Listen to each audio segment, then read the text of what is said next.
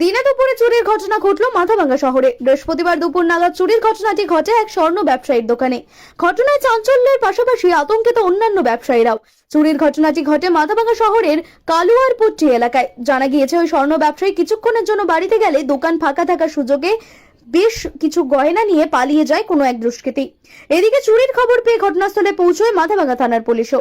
ব্যবসায়ী পঙ্কজ শাহ জানান, দোকানের পেছনেই তার বাড়ি। কিছু সময়ের জন্য তিনি বাড়িতে গেলে দোকানে এসে দেখে বেশ কিছুর উপর গয়না উধাও। আনুমানিক ৮০,০০০ টাকার গয়না নিয়ে উধাও হয়ে গিয়েছে এক চোর, এমনটাই তিনি জানান।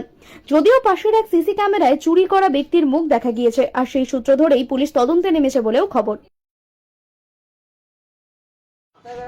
চারটা পাঁচটা বেবি চেন আছে।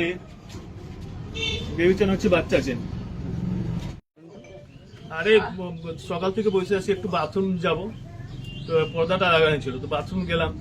বাথরুম যা টিভিতে একটু নিউজ চলতেছিল, ওই লড়াই করে ওই যে ভোটারি ব্যাপারটা, তো টিভি একটু দেখলাম, দেখে জাস্ট দোকান থেকে বাইরে দিলাম। খুব জোর 2 মিনিট, ঠিক আছে। এর মধ্যে দেখি যে দোকান থেকে মাল নাই কোথাও। কি কি চুরি হয়েছে আপনার দোকানে?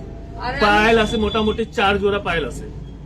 একটা পায়েলের ওজন হবে 40 থেকে 45 গ্রাম করে। 40 গ্রাম এভারেজ, না 40-45 গ্রাম হবে না। তারপরে সচিন চেন আছে, হ্যাঁ সচিন চেন ছেলেদের। তারপরে বেবি চেন আছে, মানে বাচ্চাদের চেন গুলো। 70 গ্রামের পায়েল আছে। হ্যাঁ, একটা 70 গ্রামের পায়েল আছে, বাজনা বল পায়েল। মানে কিভাবে নিয়ে গেল? হাত লাগায় খুলে বাইর করে নিয়ে হাত লাগায় খুলে নিয়ে বাইরে করে চলে গেল। দোকানটা খোলা আছে, সবকিছু মানে দোকানেই বসে আছে, সারাদিন দোকানে বসে আছি। একটু জাস্ট বাথরুম গেলাম, সবসময় তো লোক থাকে না, তবুও মাকে সবসময় বসায়।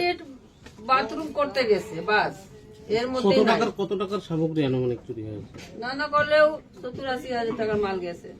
নানুগুলো 70-80 হাজার টাকা কারিগরি, ও যদি বিক্রি করে 20-25 হাজার টাকার বেশি পাবে না। মানে কাউকে দেখা গিয়েছে বা আশেপাশে কোথাও? হ্যাঁ হ্যাঁ, তো যাতে সিসিটিভিতে আছে ওইটা আমি দেখাইতাম, কিন্তু এখন পাইতে পারতেছি না। থানায় কমপ্লেন করছেন? হ্যাঁ হ্যাঁ পুলিশ আসছিল? হ্যাঁ আসছিল। কি নাম আপনার? পঙ্কজ। পঙ্কজ শাহ।